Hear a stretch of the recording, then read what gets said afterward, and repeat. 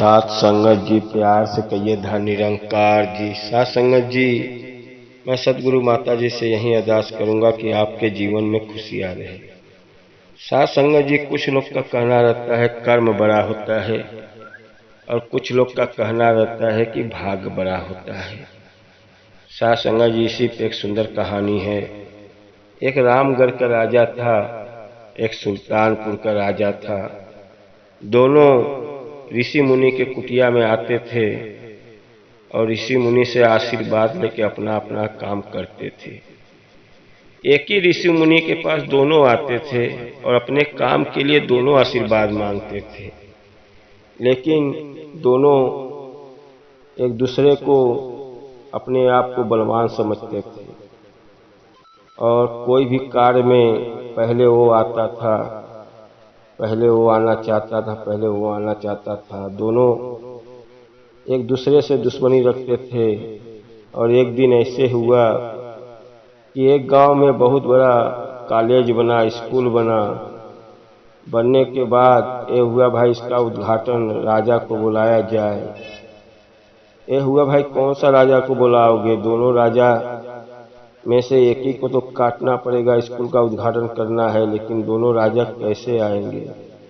ये हुआ भाई दोनों का निमंत्रण दे दो कि दोनों में से जो जीत जाएगा आपस में लड़ाई करेंगे और लड़ाई में जो जिसको घायल कर देगा, जिसको बंदी बना लेगा,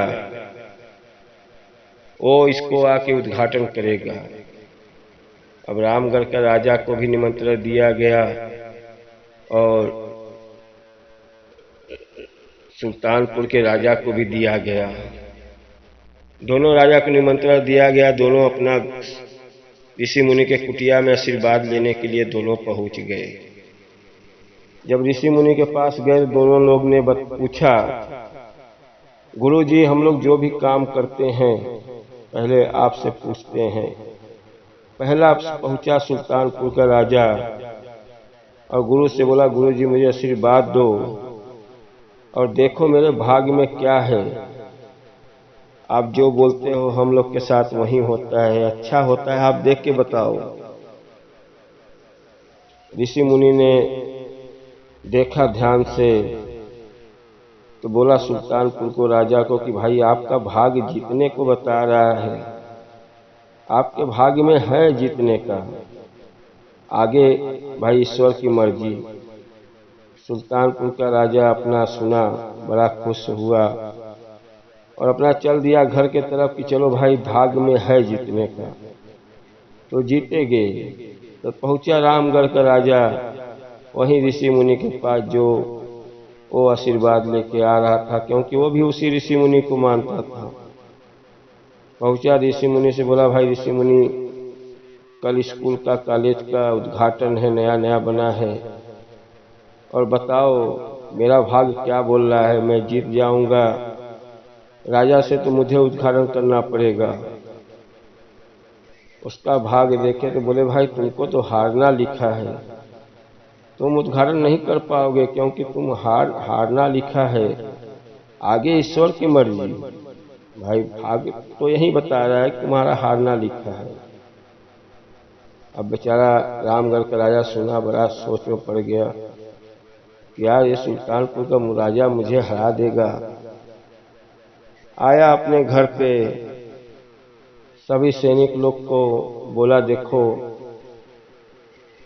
स्कूल का उद्घाटन आने में 2 दिन बचा हुआ है और वो राजा को हराना है, लेकिन भाग्य तो मेरा हारने को बता रहा है, लेकिन हारना है तो लड़ के हारेंगे, ऐसा नहीं कि बुजदिल बन जाए।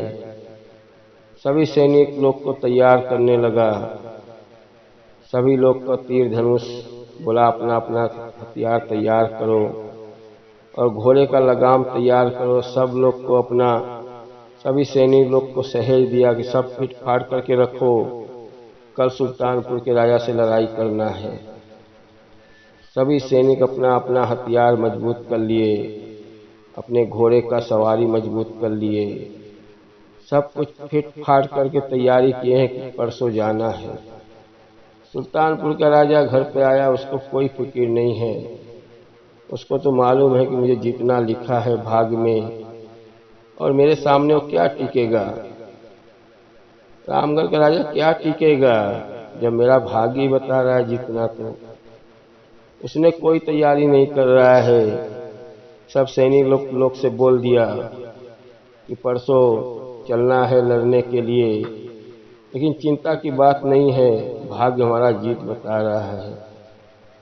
दोनों चल दिए अपना मैदान में लड़ाई करने के लिए। लड़ाई शुरू हो गया। अब एक दूसरे के अपना घोड़ पे सवारी होकर लड़ाई कर रहे हैं। रामगढ़ का राजा जान रहा है कि मुझे हारना है, लेकिन जी जान से लड़ रहा है। और सुल्तानपुर का राजा को तो मालूम है जीतना है। वो अपने सैनिक लोग से बिंदास है कि कोई बात नहीं है, जीतना है, लड़ते रहो, जीत जाएंगे। लड़ते लड़ते लड़ते क्या हुआ, सुल्तानपुर का राजा का जो पहिया था, पहिया का नट ढीला था, और नट ढीला होने से एक पहिया निकल के नीचे, पहिया गिर गया और सुल्तानपुर का राजा नीचे गिर गया। जब नीचे गिर गया तो रामगढ़ का राजा तीर लेके मारा, उनको बंदी बना लिया। सुल्तानपुर का राजा बंदी हो गए। अब रामगढ़ का राजा चल दिया उद्घाटन में।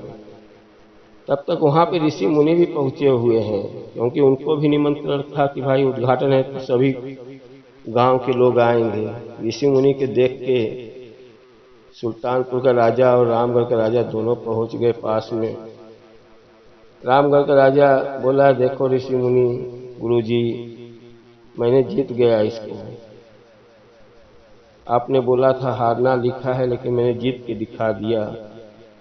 और सुल्तानपुर का राजा बोल रहा है, ऋषि मुनि आपने बोला था मेरा भाग्य तो जीतना है।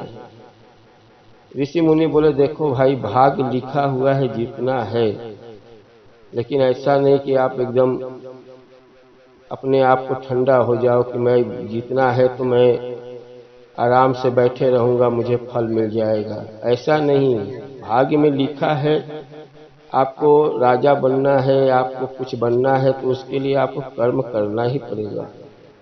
आप तो सोच लिए कि मुझे जीतना है, तो अपने आप को कोई तैयारी नहीं कर रहे हो कि हमारा घोड़ा का लगाम कैसा है, मेरा चक्का कैसा है, कुछ नहीं। भाग्य में जीतना लिखा रहता है, लेकिन उसके लिए कर्म करना पड़ता है। इसके कर्म में जीतना नहीं लिखा हुआ था। रामगढ़ के राजा को लिखा नहीं था, लेकिन उसने मेहनत किया, संघर्ष किया। घर पे आने के बाद रात भर नहीं सोया कि मुझे किसी भी हाल में जीतना है। उसने कर्म को बढ़ाया। जब कर्म आप सही करते हो तो भाग्य आपका खुद बदल जाता है। ऐसा नहीं कि भाग्य मेरे में लिखा है तो हम कर्म गलत करें और मेरा भाग्य अच्छा हो जाए। साथ संगत जी, भाग्य अपने जगह पे है, कर्म। कहते हैं कि रास्ते में चल रहे किसी को धन दौलत मिल जाता है, वो तो अलग बात हो गया कि किसी को रास्ते में धन दौलत मिल जाए, मेरा भाग्य बदल जाए, वो तो अपना भाई किसी का गिरा हुआ था मिल गया। साथ संगत जी, लक्ष्मी तो पापियों के भी हाथ आ जाती है। ऐसा नहीं, भाग्य को पाना है तो कर्म करना पड़ेगा। गुरु को पाना है तो सत्संग सेवा सिमरन करना पड़ेगा। ऐसा नहीं कि गुरु आपके ज्ञान लेने से गुरु आपको मिल जाएगा। साथ संगत जी, गुरु के चरणों में लगे रहो, सेवा सत्संग सिमरन करते रहो, आपका वक्त बदल जाएगा। गुरु कहते हैं तू मुझे वक्त दे, मैं तेरा बुरा वक्त बदल दूंगा। तो जितना गुरु के शरण में रहोगे, गुरु उतना ही आपका पाप कम कर देगा, आपका बुरा वक्त बदल देता है। साथ संगत जी, आओ सतगुरु के चरणों में लगे रहे। दास से कोई गलती हो क्षमा करना। दास हमेशा सत्संग से जुड़ा है, ब्रह्म ज्ञान लिया है, हमेशा गुरु के चरणों में लगा रहता है। सतगुरु का कृपा सबके ऊपर बनाए रहे। दास से ही निवेदन है और प्यार से कि ये धन निरंकार